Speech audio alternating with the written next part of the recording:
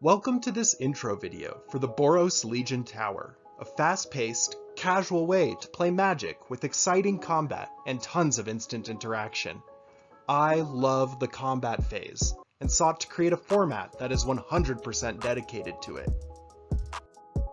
I wanted a place to finally play all of my favorite aggressive red and white creatures and weird combat tricks that are unplayable in real formats, even Commander and Cube. Boros Challenger and Deflecting Palm just deserve better. What is a tower? Inspired by the Judge's Tower format, players share a large library of non-land cards.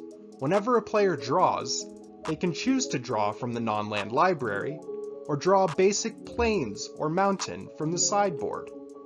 Players also share a graveyard for simplicity's sake. It's essentially playing directly from a cube without drafting it first. There are two main reasons to use this format. First, it ensures that each player can curve out easily and not run out of gas later in the game, so that there's always interaction.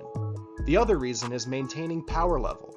Since it is not drafted from like a cube, and players share a library, I was free to include a wide variety of weak and powerful cards, which is important because most combat tricks are pretty awful. In the right environment though, they can have a huge impact on the game. I've crafted the tower with that in mind, including several sub-themes that make combat as interesting as possible. Themes in this tower are much sparser than archetypes in the typical cube, since players only see a small fraction of the tower in every game. The first major theme of the tower is modal cards. I wanted to offer players as many choices as possible every combat phase. There are charms, split cards, escalate, entwine, cycling, aftermath, flashback, adventure, and creatures with way too many activated abilities. Every hand drawn from the tower is much more versatile than it initially appears. To synergize with the large number of instants and sorceries in the tower, the next theme I've included is Non-Creatures Matter. Even without access to blue, there's still plenty of support for this theme. Prowess creatures and their friends can grow large surprisingly quickly, while other cards like Young Pyromancer generate a horde of tokens. I've added cards like Soulfire Grand Master to enhance burn spells.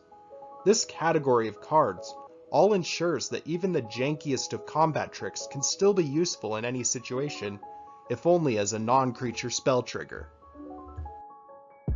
Another theme in the tower is library and graveyard manipulation.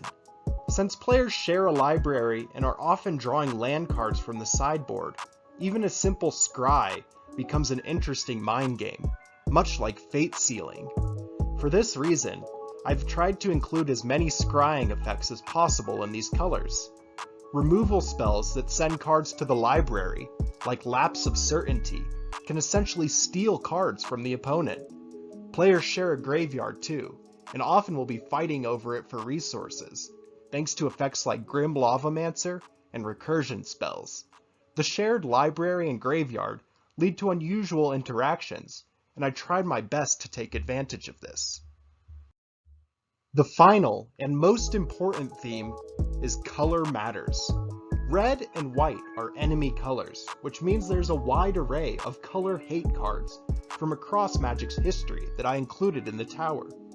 There are no colorless cards in this tower, so this amplifies the power level of these Color Matter cards, as they will almost always have a viable target.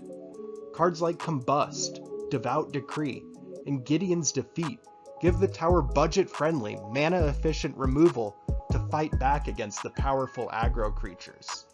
I've added a number of creatures with protection from red or white that can punch through the opponent's defenses or block without fear. There are some truly bizarre Color Matter cards that I could not resist adding to the tower. Unyaro Griffin is a white counterspell stapled to a mediocre flyer, and Sulfur Elemental turns combat into a lethal mess. I'd like to finish this video up by showing a sample hand from the tower, just to give a general idea of its gameplay. This hand may only have two creatures, But Vanguard of Brimaz will pump out cat tokens with its heroic effect, while being protected from opposing removal thanks to Cho-Mono's Blessing, Titan Strength, and Prismatic Strands. There's some handy burn in Rift Bolt, and Defender of Chaos can ambush an opponent's creature. Eventually, the swarm of cats will run over my opponent thanks to Radiant Destiny. Thanks for watching this intro to the Boros Legion Tower. The full list is in the description if you are interested. I encourage you to try out your own themed towers for other colors. I especially think Golgari and Gruul would work out well. Enjoy smashing!